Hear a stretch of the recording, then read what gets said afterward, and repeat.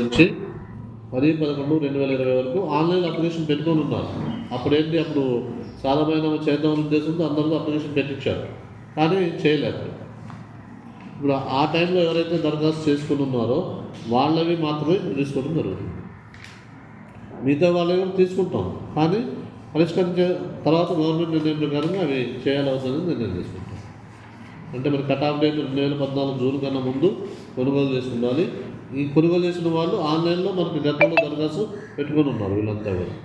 అది వాళ్ళు మీసేవ రిసిప్ట్ వాళ్ళు ఉన్నాయి, అందరి దగ్గర ఉన్నాయి, మా దగ్గర లిస్ట్ ఉంది. ఆ 1 మంత్ కాలంలో ఎవరు పెట్టుకున్నారో మా దగ్గర లిస్ట్ ఉంది. ఆ లిస్టులో ఉన్న వాళ్ళ ప్రకారం వాళ్ళు ఎవరైతే దరఖాస్తు వాళ్ళు దరఖాస్తు పెట్టుకోని అవసరం లేదు. రెవెన్యూ సోర్స్లో వాళ్ళు దరఖాస్తులు పెట్టుకోని అవసరం లేదు. వాళ్ళు ఎవరైతే పెండింగ్ ఉన్నాయో మేము వాటిని ఎంక్వైరీ చేసి మనం వాటిని సాధారణంగా వాళ్ళకి హక్కు కల్పిస్తాము. అదేవిధంగా మళ్ళీ మనకి నిన్ననే మాకు మీటింగ్లో చెప్పారు, గతంలో అసైన్మెంట్ కొనుగోలు చేసి ఎలిజిబుల్ ఎవరైతే ఉన్నారో వాటిని ఇంతవరకు కూడా వాటికి ఎటువంటి పరిష్కారం లేదు, రెగ్యులరైజ్ చేయలేదు వాళ్ళు. వాటిని కూడా అసైన్మెంట్ ఎవరైనా కొనుగోలు చేసి అసైన్మెంట్ ల్యాండ్స్ ఏదైనా కొనుగోలు చేసి వాళ్ళు బీపీఎల్ కేటగిరీకి సంబంధించిన వాళ్ళు అయితే వాళ్ళకి ఇతరత్ర ఏ భూమి లేకుండా ఉంటే అది మనం వాళ్ళు ఎలిజిబుల్లా కాదని మేము నిర్ధారించి వాటిని రిపోర్ట్ గవర్నమెంట్ పంపిస్తాం. గవర్నమెంట్ దగ్గర నుంచి మనకు ఆదేశాలు వచ్చినట్టు వాళ్ళు కూడా హక్కులు కల్పిస్తాం. ఈ భూమి మీద హక్కులు అనేది వాళ్ళకు కూడా సంభవిస్తాం.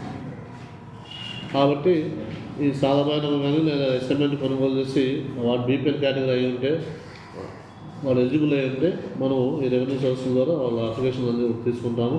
అవే కాకుండా రెగ్యులర్ సమస్యలు మనకి అన్నీ ఉన్నాయి. రెగ్యులర్ సమస్యలు ఏంటి, మనకి విస్తీర్ణం తప్పుపడ్డది, నాకు ఇంకా ఎకరం ఎక్కాల్సింది 30 గుంటలు ఎక్కింది, 10 గుంటలు ఎక్కాలి. అదేవిధంగా ఒక నెంబర్ ఎక్కింది, ఒక నెంబర్ ఎక్కలేదు. ఇటువంటి రెగ్యులర్ సమస్యలన్నీ మనకు ఆల్రెడీ మీసేవ ద్వారా పెట్టుకున్నాను, మేము కంటిన్యూ మనం చేస్తున్నాము. ఇప్పుడు కూడా అటువంటి ఏమన్నా కానీ దీంట్లో కూడా తీసుకుంటాము అవి. కానీ మీసేవ ద్వారా పెట్టుకునే ఆన్లైన్ అప్లికేషన్స్ అన్నీ మీసేవ ద్వారా పెట్టుకోవాలని చెబుతాం మేము. ఎందుకంటే దానికి చలాన కట్టుకొని కంపల్సరీ పెట్టుకోవాలి. ఇవి కూడా మనకి రెగ్యులర్ రిజిస్ట్రేషన్ కానీ లేదా వాట్సాప్ కేసులు కానీ ఏమున్నా కానీ ఇప్పుడు మనకి రెవెన్యూ సోర్సులు ఇవ్వచ్చు. వాటికి మేము మీసేవ ద్వారా పెట్టుకునేది ఆ రోజే చెప్తాం, ఇది మీసేవ ద్వారా పెట్టుకుని ఆన్లైన్లో పెట్టుకుని మేము పరిష్కారం చేస్తామని చెప్పేసి. మాన్యువల్ వచ్చే దరఖాస్తులు సాధారణ కానీ అసైన్మెంట్ కానీ ఏమైనా కానీ ఆ రోజు తీసుకుంటాము. సర్వే ఇష్యూస్ సంబంధించి కానీ లేదా ఒక నెంబరు ఫీల్డ్లో ఒక నెంబర్ ఉన్నారు, రికార్డులో ఒక నెంబర్లో ఉన్నారు, అటువంటివి ఏమైనా కానీ తీసుకుంటాము. కానీ వీటికి శాశ్వత పరిష్కారం ఏంటంటే మనకి ఫీల్డ్లో ఒక నెంబర్ ఉన్నారు, సర్వే నెంబర్ మిస్ మ్యాచ్ కేసులు కూడా చాలా ఉన్నాయి. సర్వే నెంబర్ మిస్ మ్యాచ్ కేసులు కానీ లేదా ఆర్ఎస్ఆర్ ఎక్సీడ్ అయిన కేసులు ఉన్నాయి.